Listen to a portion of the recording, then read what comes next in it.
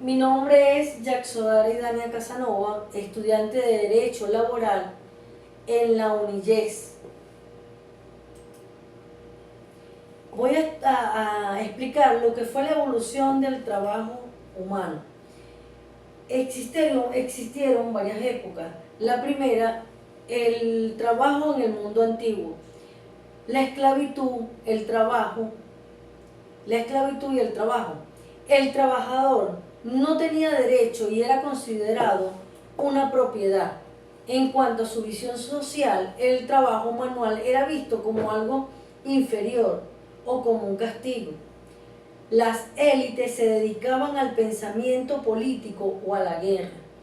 Las grandes obras que se marcaron en esa época fue la construcción de pirámides y calzados mediante trabajo forzoso o tributos en mano de obra. Tenemos la época en la Edad Media, donde la servidumbre, el servicio, estaba ligado a la tierra y no eran esclavos, pero debían entregar parte de su producción al señor feudal. Los gremios. En las ciudades, los artesanos se organizaban y aparecen las escalas jerárquicas como maestros, oficiales y aprendices. En la Edad Moderna, el comercio mundial crece y aparece la burguesía como una clase dominante. Nace el individualismo, donde comienza a romperse el sistema de gremio y surge una mayor libertad de contradicción, aunque sin leyes, al trabajador. La época contemporánea, aparece la mecanización. El hombre es reemplazado por la máquina en tareas repetitivas y aparece la fabricación masiva. Nace el nacimiento del derecho del trabajo. Las malas condiciones provocan huelgas y sindicatos. Se logra la jornada de 8 horas y la seguridad social. Está el trabajo postindustrial. En la economía, pasa de la industria a los servicios y la tecnología. La digitalización, la automatización por inteligencia artificial y trabajos en la plataforma. Capital intelectual. El valor del trabajo ya no es solo una fuerza física, sino la capacidad creativa y técnica. El trabajo en la época precolombina. El sistema de trabajo principal era la mita, el trabajo por turno para el Estado, realizando trabajo de construcción de caminos, de puentes y de templos. La minca, trabajo comunitario para el beneficio del pueblo, limpieza de canales y cosecha de tierras comunales. El AINI, ayuda mutua entre familiares. Existía una palabra que ellos decían: hoy por ti y mañana por mí. Hay una nota importante en esta época, que no existía el concepto de salario. La recompensa era la redistribución de los recursos por parte del Estado, como alimento, bienestar y ropa. El trabajo en la época colonial, existía la encomienda. Los indígenas debían pagar tributos con trabajos o productos. La mita colonial. Los españoles adoptaron la mita incaica, pero lo transformaron en un sistema forzoso y agotador, especialmente en la mina de Potosí. El Yanaconazgo. Indígenas que abandonan sus comunidades y pasaban a servir perpetuamente en las haciendas de los españoles. La esclavitud. Ante el descenso de la población indígena, se introdujeron personas secuestradas de África para trabajar en la plantación de cañas y minas. Obrajes. Centros manufactureros donde hombres y mujeres niños trabajaban en condición de encierro. Antecedentes precoloniales. Existen dos periodos, el primero y el segundo. En el primer periodo, las leyes de coerción, desde 1830 a 1917. La ley de reclutamiento de trabajadores en el año 1859, se castigaba penalmente el incumplimiento del contrato por el trabajador. La ley de fábricas en 1881, la primera reclutación protectora, solo limitaba horas de trabajo para los niños.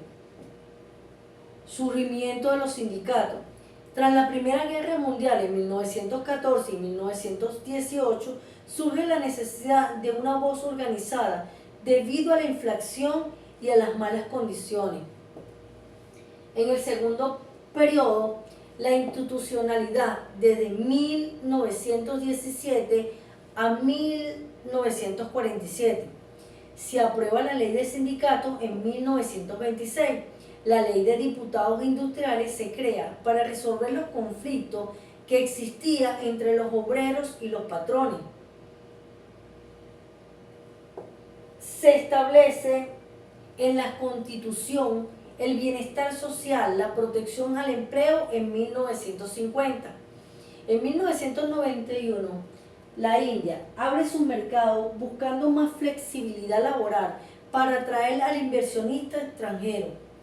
En el 2020 se crean los códigos que se mencionan a continuación: los salarios, la seguridad social, industrial y la salud ocupacional. Derecho internacional del trabajo.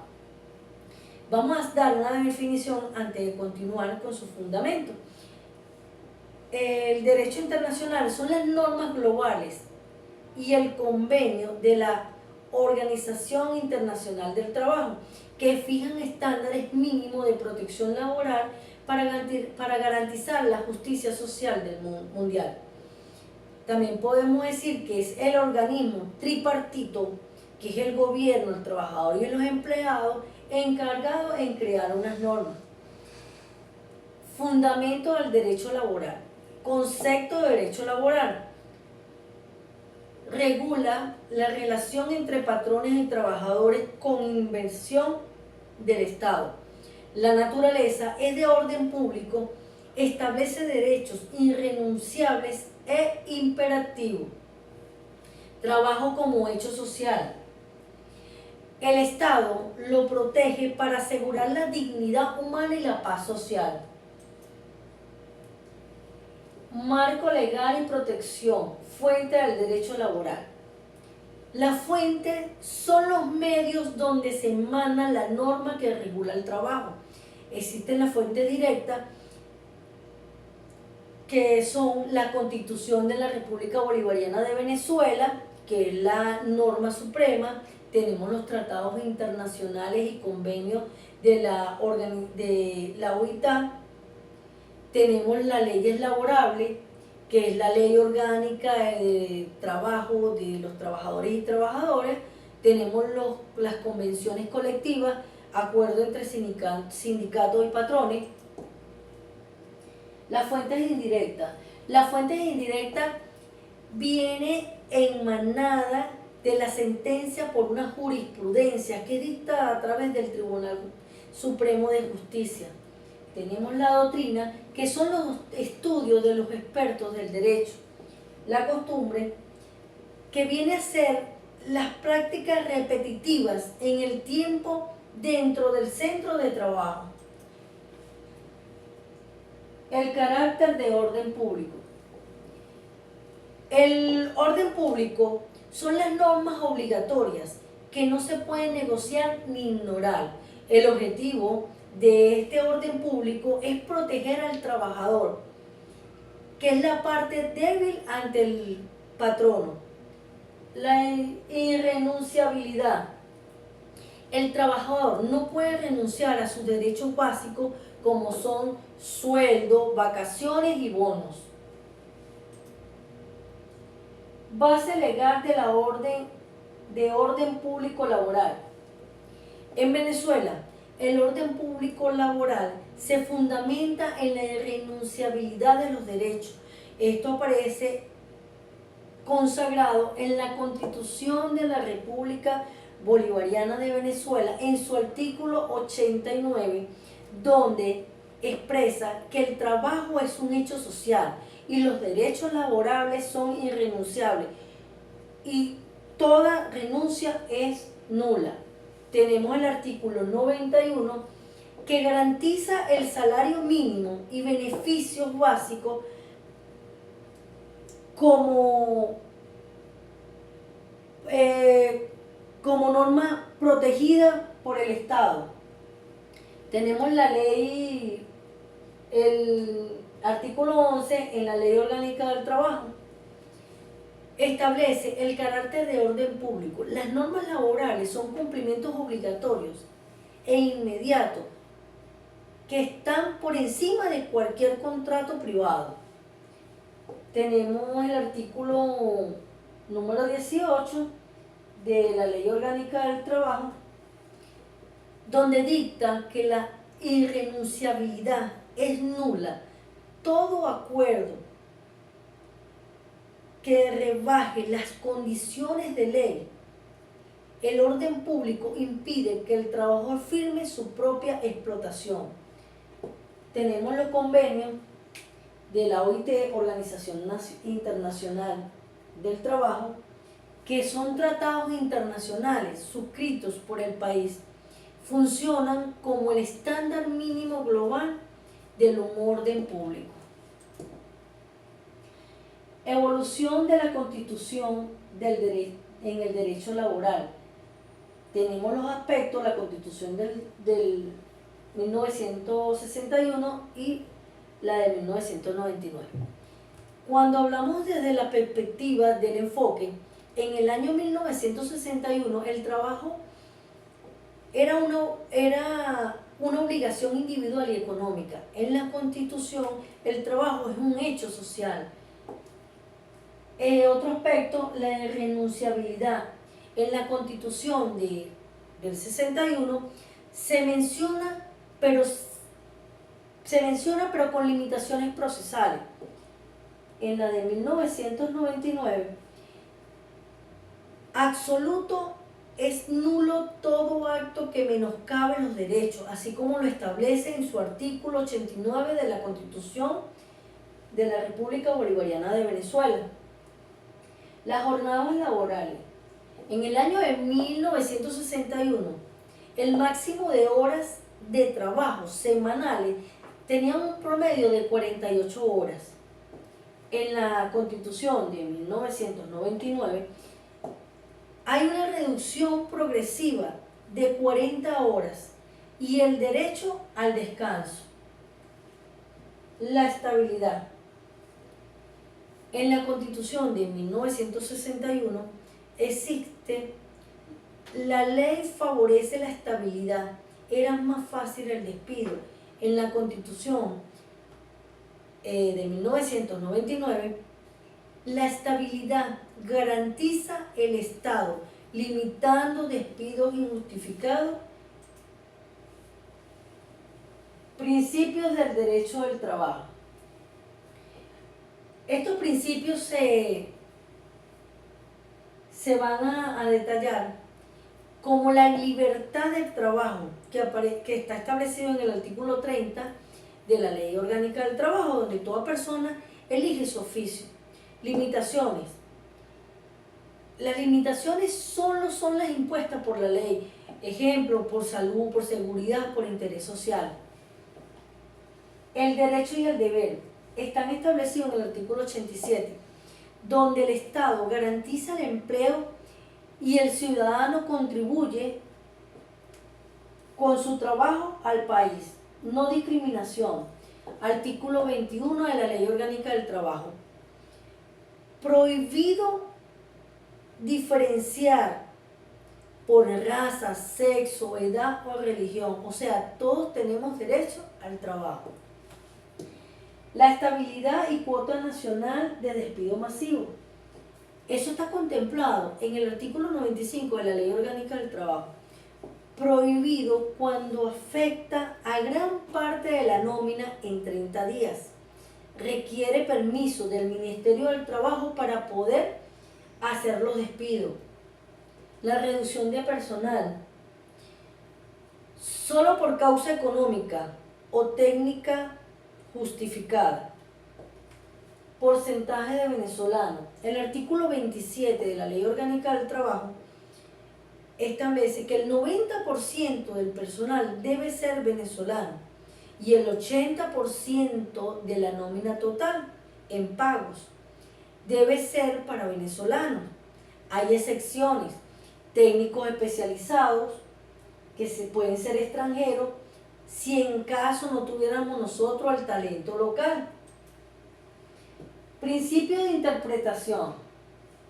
Los principios de interpretación están en el artículo 18 de la Ley Orgánica del Trabajo y el artículo 89 de la Constitución de la República Bolivariana de Venezuela. Está el principio in budio pro operario. En caso de duda sobre el alcance de una norma, se aplicará la interpretación que más favorezca al trabajador. Tenemos el principio de la norma más favorable. Si existen dos o más normas vigentes para un mismo caso, se aplicará la que sea más beneficiosa para el trabajador en su integridad. Principio de progresividad. Los derechos laborables no pueden retroceder. Una vez conquistados, no se pueden eliminar. La prescripción en el derecho laboral. ¿Qué es? Es la pérdida del derecho a reclamar por el paso del tiempo. La prescripción general, el artículo 51 de la Ley Orgánica del Trabajo, las acciones para reclamar las prestaciones sociales prescriben a los 10 años después de finalizar la relación laboral. Están las acciones. Las acciones están consagradas en el artículo 51. El resto de los reclamos, que son salarios y bromas y bonos, prescriben a los 5 años. Tenemos los accidentes y enfermedades que están establecidos en el artículo 52. El lapso para reclamar las indemnizaciones por accidentes o enfermedades ocupacionales es de 5 años, desde la certificación del origen de la enfermedad o el accidente. Tenemos la interrupción de prescripción. Está establecido en el artículo 54. La interrupción. Tenemos las causas. Introducción de una demanda judicial, reclamos administrativos ante la Inspectoría del Trabajo, reconocimiento de una deuda por parte del patrono. Hay unos efectos y los efectos son: al interrumpirse el tiempo del transcurrido, se anula el lapso de 5 o 10 años. Comienza a contarse nuevamente desde el principio. Las personas en el derecho laboral. Existe una clasificación de estas personas en el derecho laboral. Tenemos que hay trabajadores dependientes que están establecidos en el artículo 35, donde la persona natural que presta un servicio bajo una dependencia es el sujeto protegido por la ley. Tenemos el trabajador no dependiente, que está establecido en el artículo 36, vive de su propio esfuerzo y autonomía. La ley lo protege en seguridad social, pero no tiene jefe. El trabajador de dirección y de confianza, establecido en el artículo 78, lo que toman decisiones de alto nivel o representan al patrón. Los trabajadores de confianza, establecido en el artículo 79, lo que manejan secreto de industria o información privada del patrono. ¿A quiénes no aplica la Ley Orgánica del Trabajo? A los cuerpos armados en el artículo 5 de la Ley Orgánica del Trabajo, que son los militares, los policías, porque ellos se rigen por sus propias leyes especiales. Tenemos los funcionarios públicos, están establecidos en el artículo 6 de la misma Ley Orgánica del Trabajo, que son los empleados administrativos. Ellos se rigen por los estatutos de las funciones públicas. Clasificación de los cargos empleados de dirección. Ok, tenemos la definición de cargo. Es el representante del patrono y actúa en nombre de la empresa frente a terceros o a trabajadores. ¿Quiénes son los que pueden tener este cargo? Los directores y gerentes generales, los jefes de departamento y los sustitutos del patrono. A esto tienen que cumplir con unas características únicas, que ellos no gozan de inamovilidad laboral. La jornada ordinaria de ellos no tiene límites de horario y tiene que ser representación del patrono.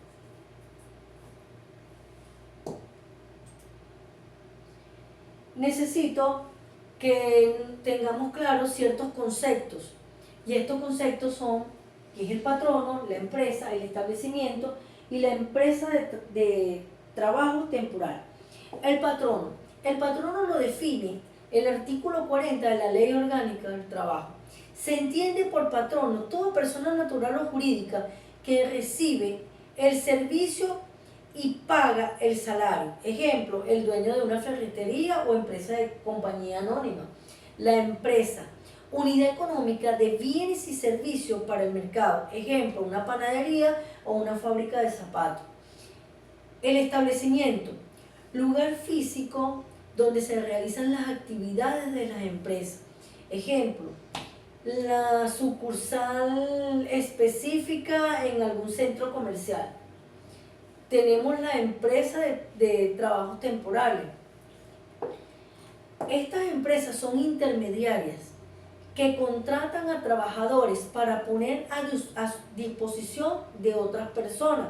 Ejemplo, agencias que envían personas por meses a otras empresas.